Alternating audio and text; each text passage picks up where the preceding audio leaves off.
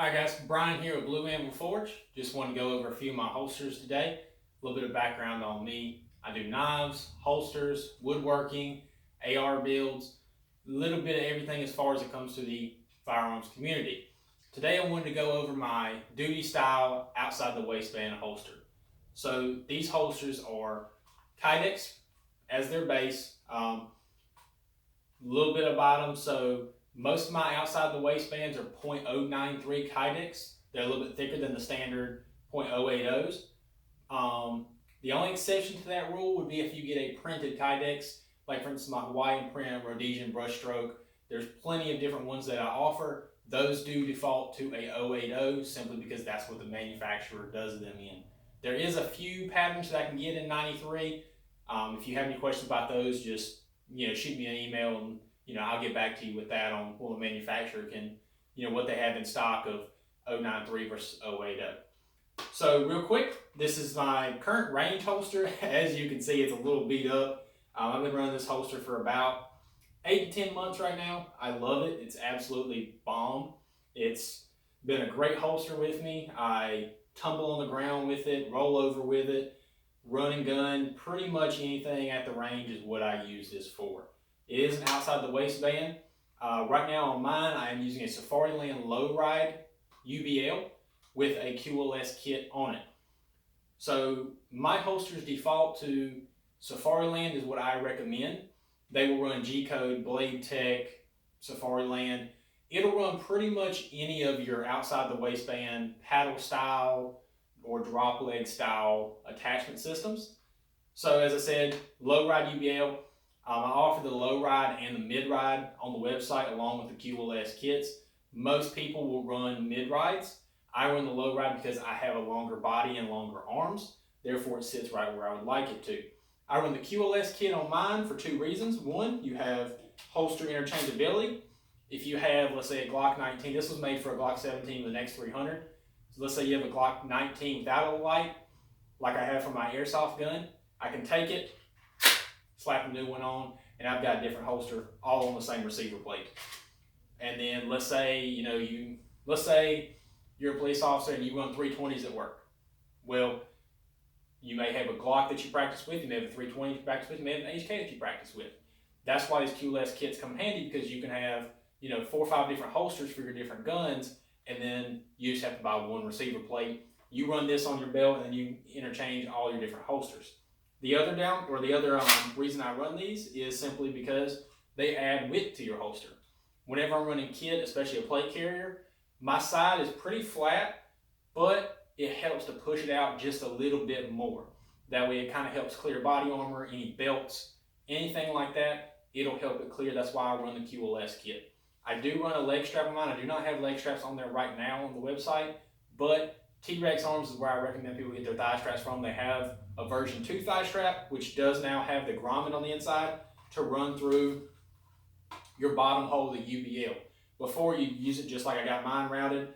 Basically, you just squish it between here on the UBL, and it's fine. It's worked fine for years. There's been a lot of people run it. There's no problem with that. So if you do have a thigh strap that you got off something else or off another website, you can still run it through a QLS kit. And as you can see, it's pretty solid, but you do have a little bit of adjustability in there. But I do recommend the T-Rex Arms thigh strap because it does have that rivet in there. And they're pretty cheap. They're like $13 right now. So that's the main parts of your QLS kit. Like I said, I'll have also on the website, I'll have the UBLs and the QLS kits together. And I'll also be selling the receiver plates and the forks separately. So if you buy a holster, that will be an option so that you can add a QLS kit, a UBL, or just a fork to it. Going over this, you do have 2 retention adjustment points right here. This can tighten or loosen the retention of the holster. Whenever it gets shipped out, where you come pick it up from me, it will be about the mid tension. I run mine a little bit tighter than mid, simply because this is not an active retention holster. This is not like the Safariland ALS system.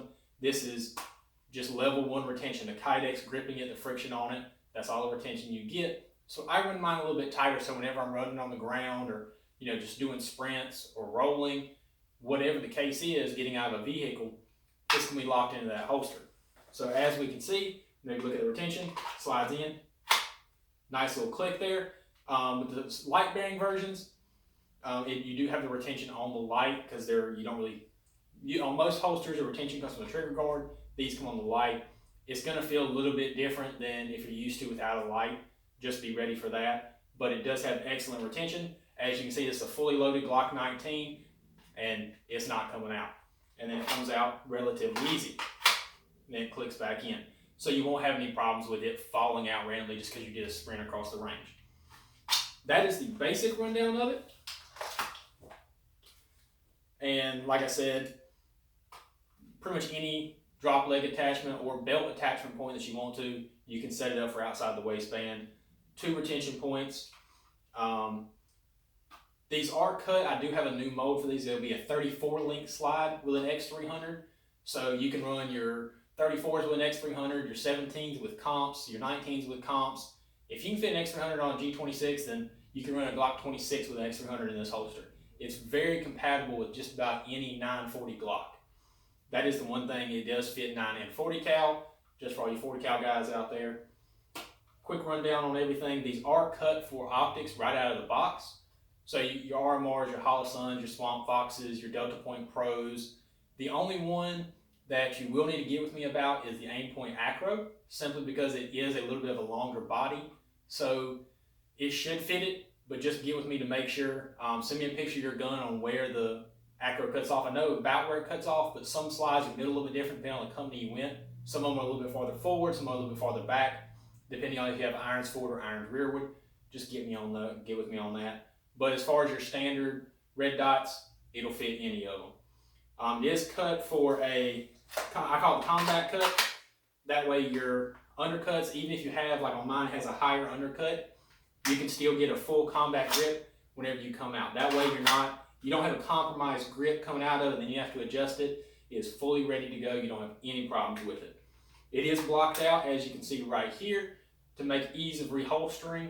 That way, you're not fishing with it. The light does make it easier because it's a little bigger and you got a light, you kind of rock it in there and slam it down. But it is blocked out a little bit extra just so you have some extra room to reholster. I think that's coming to about it. Oh, suppressor height sights. You're cleared for any suppressor height sights. I do have an extra large sight channel for that. I think that's about it on those. Make sure I'm not missing anything, and I believe that's it. I'll give you a few more options on what I carry. So this one's in Battleship Gray. As you can see, the hole pattern on the back, you have different hole patterns for G-Code, Safariland, all the fun stuff. Again, 2 retention points, same mold. This is one I did for a buddy of mine, Glock 21. He actually had a custom long slide to it. That's why I added the block on there. But as you can see, this one, he is running a Safariland kit, so he didn't want the extra holes. He just wanted Safariland, so that's how I did it on his. And for a standard Glock 19 or a Glock 17 or a Glock 26 or whatever, you can get just a standard holster, very small. That is the one thing that I do tend to run my holsters. I do fold overs for outside the waistband. I do fold overs mainly until you get into like sidecar type holsters for the inside the waistband. But as you can see, extra large sight channel, double retention, nice and blocked out for your ease of reholstering on both sides. That way you're not fishing, it just slides right in. This is a very good example of how it will come. It's nice and tight. You can loosen it up a little bit, but just remember, kydex does kind of wear in over the time. So just keep that in mind. These do not come Loctited. I recommend that you Loctite all of your threads once you get them to the desired tension that you want. So what I tell people is go get some blue thread locker. Don't use red, purple, just get blue thread locker. Once you find the tension that you want, put your little bit of blue Loctite on them threads, screw them in there to the tension you want, and you're set. Then you'll be good to go.